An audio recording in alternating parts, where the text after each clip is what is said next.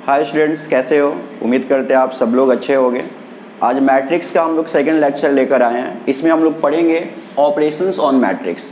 First lecture में हमने आपको बताया था कि मैट्रिक्स क्या होता है, मैट्रिक्स से रिलेटेड एग्जाम में क्वेश्चन कितने मार्क्स के आते हैं, है ना। तो एकेडमिक एग्जाम में हमने आपको बताया था अगर आप सीबीएसई बोर्ड से इनरोल्ड हो तो 8 मार्क्स का क्वेश्चन आता है। अगर आप बिहार बोर्ड या कोई स्टेट बोर्ड से हो तो उसमें बिहार बोर्ड का है 8 से लेकर 15, मतलब मिनिमम 8 मार्क्स का तो क्वेश्चन आता ही आता है, मैक्सिमम 15 मार्क्स का क्वेश्चन आता है। फर्स्ट लेक्चर जिन लोगों ने नहीं सुना होगा उनके लिए थोड़ा सा माइंड मैप देते हुए आगे बढ़ेंगे। मैट्रिक्स के बारे में हमने आपको बता रखा है, यह एक अरेंजमेंट होता है। तो अरेंजमेंट तो कई तरह का होता है, तो यहाँ पे कहा गया कि यह एक रेक्टेंगुलर अरेंजमेंट है। रेक्टेंगुलर का मतलब समझ में आ रहा होगा, अगर नहीं भी समझ में आ रहा होगा तो थोड़ा सा आप समझने का प्रयास कीजिए कि रेक्टेंगुलर कहते ही उसका जो डायमेंशंस होता है कहीं भी जाइए वो कांस्टेंट होता है। ये हम आपको फर्स्ट लेक्चर में पढ़ाए थे। सेकेंड, हमने आपको ऑर्डर के बारे में बताया था। फिर हमने आपको कंस्ट्रक्शन या फॉर्मेशन ऑफ मैट्रिक्स के बारे में बताया था। पॉसिबल ऑर्डर ऑफ मैट्रिसेस के बारे में बताया था। आप लोग ध्यान देना, कभी हम मैट्रिक्स बोलेंगे तो कभी मैट्रिसेस बोलेंगे, तो ये कोई नया चीज़ नहीं है। मैट्रिसेस मैट्रिक्स का ही प्लूरल फॉर्म होता है, इसमें आपको ज़्यादा कंफ्यूज नहीं होना है। तो आज हम लोग लेक्चर को कंटिन्यू करेंगे, ऑपरेशंस ऑन मैट्रिक्स पढ़ेंगे, जिसको हम लोग अलजेब्रिक ऑपरेशन भी बोलते हैं। अलजेब्रिक ऑपरेशन का मतलब होता है एडिशन, सब्ट्रैक्शन, मल्टीप्लिकेशन को शॉर्ट में लिखा गया है। और एक आप लोग पढ़ते हो डिवीजन, लेकिन मैट्रिक्स में डिवीजन नहीं होता है। डिवीजन के जगह क्या होता है? इनवर्स होता है। यहाँ पे हम लोग डिवीजन नहीं पढ़ते हैं, डिवीजन के जगह पे क्या हमारा टर्म आएगा? इनवर्स हमारा टर्म आएगा, ठीक है। तो सबसे पहले हम लोग एडिशन और सब्ट्रैक्शन को एक साथ पढ़ेंगे, क्योंकि किसी भी मैट्रिक्सेस को जोड़ने का तरीका सेम है जो घटाने का है। तो हम लोग मैट्रिक्स का एडिशन और सब्ट्रैक्शन बिल्कुल एक ही तरीके से पढ़ेंगे, क्योंकि दोनों का सेम कॉन्सेप्ट है। तो हमारा जो यहाँ पे टॉपिक फर्स्ट होगा वो addition and subtraction of matrices. दो मैट्रिसेस को हम कैसे जोड़ेंगे और कैसे घटाएंगे। तो जिस भी दो मैट्रिसेस को आप जोड़ना चाह रहे हो तो सबसे पहले देखोगे कि उनका ऑर्डर क्या है। अगर दोनों मैट्रिसेस का ऑर्डर सेम है तो आप मैट्रिक्स को जोड़ सकते हो और मैट्रिक्स को घटा सकते हो। तो थोड़ा सा इसके बारे में हम एक्सप्लेन कर दे रहे हैं। कैसे एक्सप्लेनेशन करेंगे? एडिशन एंड सब्ट्रैक्शन, कहीं कहीं शॉर्ट फॉर्म लिखा मिलेगा आपको, उससे आपको परेशान नहीं होना है। Addition and subtraction of two matrices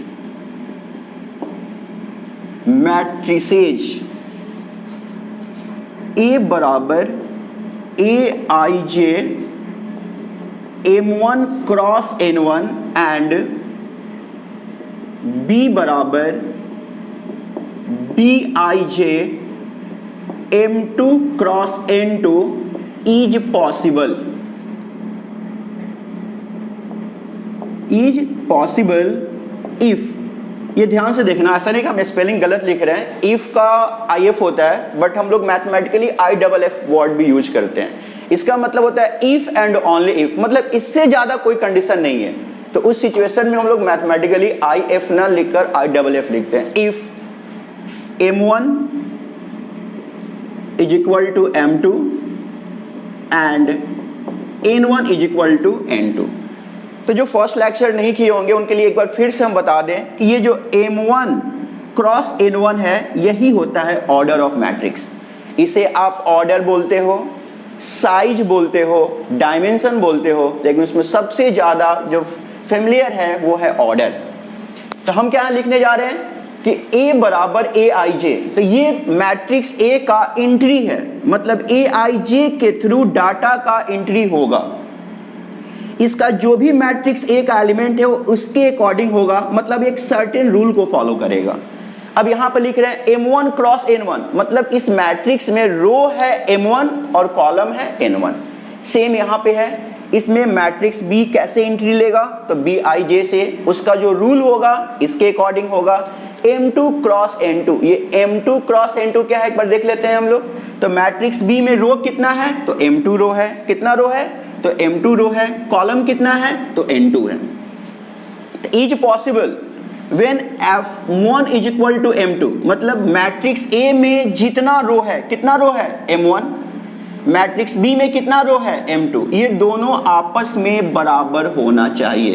and second one is what, matrix A में कितना कॉलम है तो N1, मैट्रिक्स B में कितना कॉलम है N2, ये दोनों भी आपस में बराबर होना चाहिए, तभी आप इस मैट्रिक्स को जोड़ सकते हो। यानी कि इसको शॉर्ट में हम लोग लिख सकते हैं that is order remains constant, ये O है, ध्यान से देखना, constant, that is order remains constant, मतलब जो ऑर्डर है वो कांस्टेंट होना चाहिए, तभी आप दो मैट्रिक्स को जोड़ सकते हो, घटा सकते हो।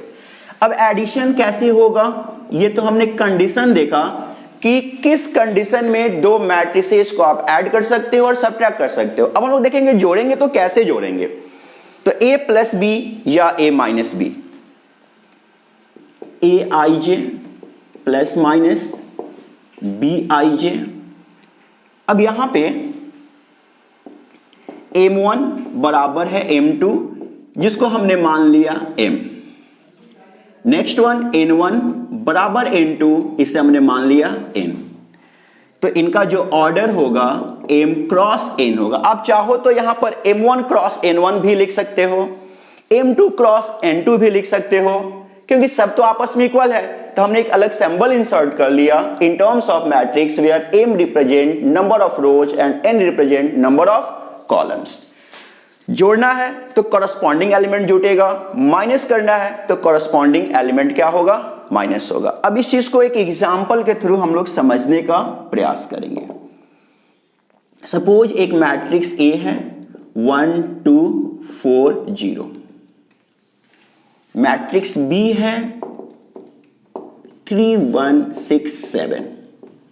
थोड़ा सा बेसिक की ओर बढ़ते हैं। इस मैट्रिक्स का ऑर्डर क्या है बता दो, तो 1 2, कितना रो हुआ 2, कॉलम कितना है 1 2, 2 क्रॉस 2। इसे हम लोग आगे बताएंगे कि इसे हम लोग स्क्वायर मैट्रिक्स भी पढ़ते हैं। नेक्स्ट 2-3 लेक्चर बाद हम लोग का आएगा टाइप्स ऑफ मैट्रिसेस, इसे हम लोग क्या नाम देंगे, स्क्वायर मैट्रिक्स। इसमें रो कितना है तो 1 2, horizontal lines are known as rows. Column कितना है तो 1 2, vertical lines are known as. तो इनका रो इनके रो के बराबर है, इनका कॉलम इनके कॉलम के बराबर है। तो अब आप इस दो मैट्रिक्स को जोड़ भी सकते हो और घटा भी सकते हो। तो यहां से एक क्वेश्चन है, छोटा सा क्वेश्चन, कभी कभी एग्जाम में अगर क्वेश्चन का लेवल बहुत जीरो रहता है, एकदम बिलो एवरेज लेवल रहता है, तो इस तरह का क्वेश्चन आपको मिल सकता है, या आपके एनसीईआरटी बुक आधे सवाल में इस तरह का क्वेश्चन होगा 2a plus B. Second a minus 2b, कुछ भी क्वेश्चन हो सकता है। तो एक क्वेश्चन हम यहां डिस्कस करेंगे और ये नेक्स्ट आप लोग बना लेना। एक और चीज, थोड़ा सा हम रुकेंगे 2 मिनट के लिए। आप लोग जब भी इस चीज को देखोगे तो कंटिन्यूअस नहीं देखोगे, क्योंकि आपको पता है कि आप लोग मोबाइल पे देखने वाले हो, इसका स्क्रीन काफी छोटा होता है। कंटिन्यूअस देखने के बाद आपका जो आईज है, आंख है, वो अफेक्टेड हो सकता है। तो आप क्या करना, 5 मिनट देखना, उसके बाद उस चीजों को एनालिसिस करना, उसमें जो तुम्हें लगता है कि नोटबुक में लिखना है आप उसको नोटबुक में लिख लेना। हर एक एग्जाम्पल एक हम बताएंगे, एक आपको देंगे, उसे भी आप बनाते जाना और आगे बढ़ते चले जाना, राइट ना। 2a प्लस बी, यहां पे हमें निकालना है 2a प्लस बी। तो थोड़ा सा छोटा छोटा चीज सीखना है। 2a, ये 2a का मतलब क्या हुआ समझो। 2a का मतलब हुआ कि each elements of matrix A is multiplied by 2। 2a का मतलब क्या हुआ, हम रिपीट करते हैं, सुनो ध्यान से। Each elements of matrix A is multiplied by 2। तो मैट्रिक्स A क्या है, तो ये है, इनका प्रत्येक एलिमेंट मल्टीप्लाई होगा और किनके साथ होगा, तो 2 के साथ होगा। तो 2 1 जा 2, 2 2 जा 4, 4 2 जा 8, 2 0 जा तो 0। बात यहां प्लस की है तो हमने प्लस का साइन डाला। अगर यहां बात माइनस की होती तो हम किसका साइन डालते, माइनस का डालते। अब b को ऐड करना है, b को कुछ नहीं करना है, सिर्फ उसके डाटा को डाल देना है, क्योंकि यहां पे कोई कंडीशन नहीं है b के साथ। हमने क्या सिखाया? ऐड करना। कैसे ऐड होगा? Corresponding element. इनका फर्स्ट एलिमेंट 2 है, इस 2 को किसके साथ ऐड करने वाले हो? तो 3 के साथ। फिर 4 को किसके साथ? तो 1 के साथ। 8 को किसके साथ? तो 6 के साथ। 0 को किसके साथ? तो 7 के साथ। देखना हर एक में अलग अलग हम सिंबल डाल दिए ताकि आप ये समझ सको कि वो उनके साथ रिलेट हो रहा है। ये 2 3 के साथ, तो 2 + 3 कितना होगा? तो 5 होगा। 4 + 1 is 5 also. 8 + 6 is what? 14। 0 + 7 is 7। तो ये एक मैट्रिक्स मिला। इस मैट्रिक्स का ऑर्डर क्या गया देखो, तो 1 2 2 रो, 1 2 2 कॉलम। अगर आप कोई भी क्वेश्चन बना रहे हो तो ऑर्डर लिखना कंपलसरी है। अगर आप ऑर्डर मैट्रिक्स का नहीं लिखोगे तो ये आपका मैथमेटिकल एरर होगा। इस एरर को अवॉइड करना होगा। इनसे रिलेटेड एक और एग्जांपल हम बता रहे हैं, ध्यान से देखना। इस क्वेश्चन को आप जरूर घर पे बनाना, एकदम बनाना कंपलसरी है। सेकेंड एक एग्जांपल दे रहे हैं, x + y = 4 6 1 3। ये किसी भी ऑर्डर का मैट्रिक्स हो सकता है। लेक्चर फर्स्ट में हमने आपको बताया है 3 × 2 2 × 3 1 × 3 3 × 2। बस आपको सिर्फ इतना ही ध्यान देना है कि उनका ऑर्डर कांस्टेंट हो। क्या कांस्टेंट हो? ऑर्डर कांस्टेंट हो। सेकेंड हमने एक मैट्रिक्स लिया, सॉरी एक रिलेशन हमने लिया, x - y, इसको हमने बराबर किया 1 0 0 1। समझो इस चीज को। जब हम लोग टाइप्स ऑफ मैट्रिक्स पढ़ेंगे तो उसमें इसका नाम आएगा आइडेंटिटी मैट्रिक्स, है ना? क्या आएगा बताओ? तो आइडेंटिटी मैट्रिक्स नाम आएगा। तो हम लोग वहां पे डिटेल्स पढ़ेंगे कि आइडेंटिटी मैट्रिक्स क्या होता है। फिलहाल ये सब चीज से आप एक बार फ्रेंडली होते जाओ ताकि जब हम पढ़े तो आपको ये बिल्कुल नया नहीं लगे। अब यहां से क्या करना है, आपको ना x और y का वैल्यू निकालना है। किसका वैल्यू निकालना है? x और y का वैल्यू निकालना है। कैसे निकालेंगे? तो दोनों इक्वेशन को हम ऐड कर देते हैं। ऐड कर दिए, y से y कट गया, x + x 2x। Corresponding 4 + 1 5, 6 + 0 6, 1 + 0 1, 3 + 1 4। Value निकालना है किसका जे? तो x का। ये सिंपल देखो ना, 2 अंडे का दाम 10 रुपया, तो एक अंडे का दाम क्या करते हो? 2 से डिवाइड करते हो। तो यहां पे हमें x का वैल्यू चाहिए था, बट मेरा वैल्यू आया ट्वाइस ऑफ x। तो हम लोग x का वैल्यू कैसे निकालेंगे? 2 से डिवाइड करके। वेरी सिंपल,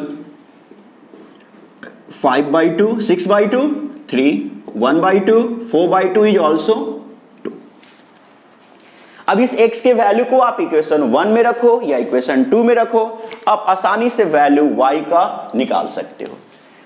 अब तक हम लोग देख रहे थे एडिशन सब्ट्रैक्शन। एडिशन क्या होता है, सब्ट्रैक्शन क्या होता है, इसका कुछ हमने एग्जांपल दिया। इससे रिलेटेड एक थोड़ा सा ट्विस्ट क्वेश्चन देते हैं जो कभी एग्जाम में आए तो आप कंफ्यूज हो जाते हो। कुछ बच्चे ये भी लिख देते हो the question is wrong, but वो क्वेश्चन रॉन्ग होता नहीं है। आपका कॉन्सेप्ट वहां रॉन्ग होता है, आपका कॉन्सेप्ट वहां पर लिमिटेड रहता है। ये जो क्वेश्चन अभी करवा रहे हैं, जनरली इस तरह का क्वेश्चन आपको बुक में मिलता नहीं है बहुत। अगर आप अच्छे से कॉन्सेप्ट पे फोकस करोगे तो ही इस तरह का क्वेश्चन आपको मिलेगा। देखिए मैं बता रहा हूं, एग्जाम्पल हमारा ये थर्ड होगा।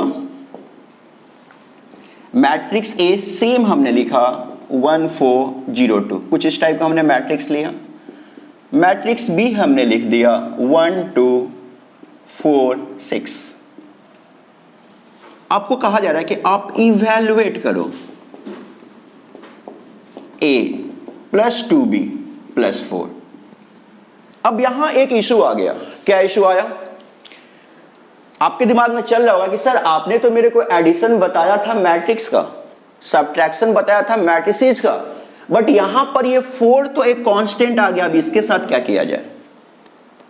आपके दिमाग में चल रहा है कि सर ये क्वेश्चन तो यहां से यहां तक बिल्कुल सही है, कहीं ऐसा तो नहीं कि आप 4 के साथ कुछ डालना भूल गए हो? तो नहीं, हम 4 के साथ कुछ डालना भूले नहीं है, ये क्वेश्चन बिल्कुल सही है। अब देखो ध्यान से, ये जो 1 होता है ना अपना मैथमेटिक्स का 1, ये 1 यूनिट जिसे आप हिंदी में इक्याई बोलते हो, तो मैट्रिक्स का क्या प्रॉपर्टीज होता है कि जब कोई भी कांस्टेंट टर्म आए तो उसके साथ डिफॉल्ट आई आता है। ये आई होता है आइडेंटिटी मैट्रिक्स। आई क्या होता है? Identity matrix. अब यहां पर इशू ये है कि सर ये आइडेंटिटी मैट्रिक्स किस ऑर्डर का होगा? तब पहले मैं आपको थोड़ा क्लियर कर दूं आइडेंटिटी मैट्रिक्स के बारे में कि यह एक स्क्वायर मैट्रिक्स होता है। तो स्क्वायर मैट्रिक्स का मतलब जितना रो होगा उतना ही कॉलम होगा। तो जिस भी मैट्रिक्स के साथ ये ऑपरेट होगा उसी ऑर्डर का ये आइडेंटिटी मैट्रिक्स होगा।